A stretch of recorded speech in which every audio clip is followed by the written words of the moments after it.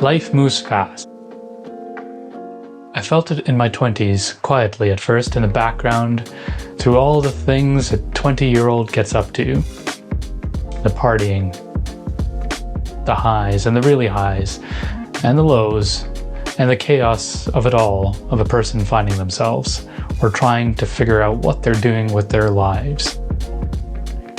In my 30s, it became undeniable how fast time was moving. One day I was single, then I was married, and next thing you know, I'm a father.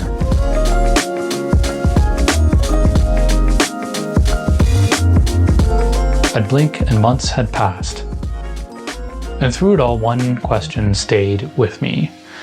Quiet at first in my 20s, louder in my early 30s, and a prominent guiding and driving question I ask myself day in and day out.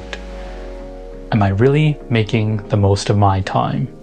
Am I living the best life that I can? I wasn't looking for grand gestures, not trips, not luxuries. I wanted my days to feel shaped, intentional. For a long time I carried this thought, this is just who I am. But that thought left no room to grow, to change, to adapt. So I started to see my life differently. Not fixed, but fluid. A project. Something that could be refined, learned, and built upon. And guided in a direction that I wanted to go. That's when I started leaning into a growth mindset.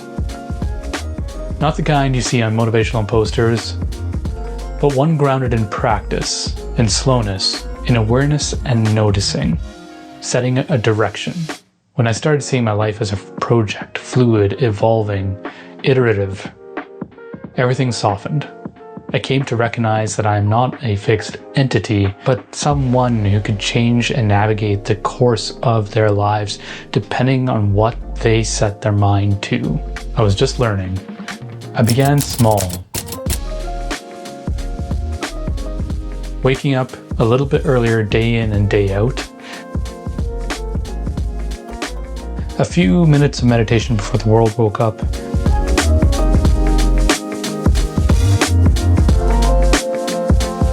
Breathing, noticing, quiet. A notebook and pen. Journaling, to set goals, to set intentions, to work through questions, and track and trace small changes. Reflect and course correct as I needed to. Incorporating the reading of nonfiction, books that stretch my thinking, history, philosophy, science, the great works, to stay curious, to learn, to pick up new skills, to challenge myself, and to practice these skills that I was learning. These weren't routines at first. They were anchors, a way to steady myself against the pace of life. Over time, these anchors became a practice. Journaling mapped who I was becoming and where I wanted to go. Meditation gave me a pause button that I needed.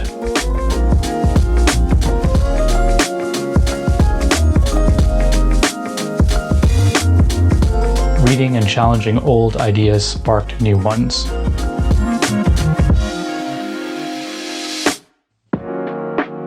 Even filming this channel became a part of it, for creative exploration and creative self-growth.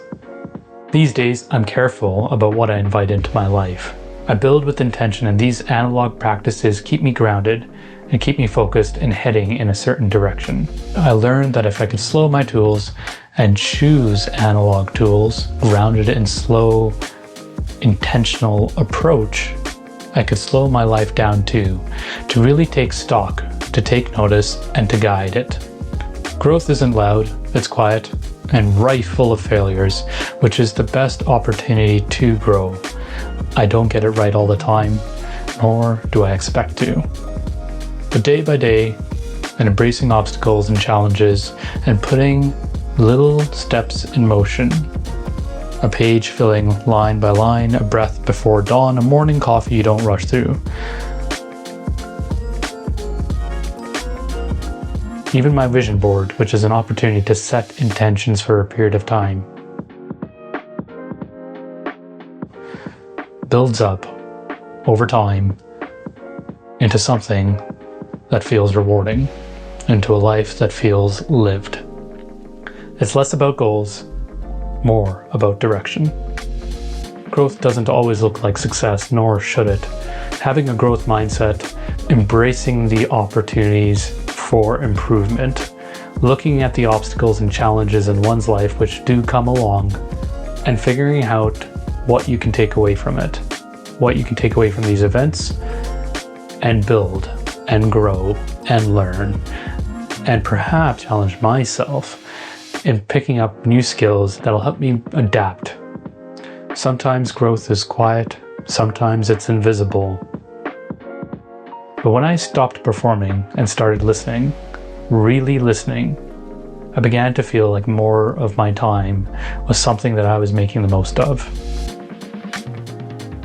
I still ask myself, am I doing the best that I can with my life?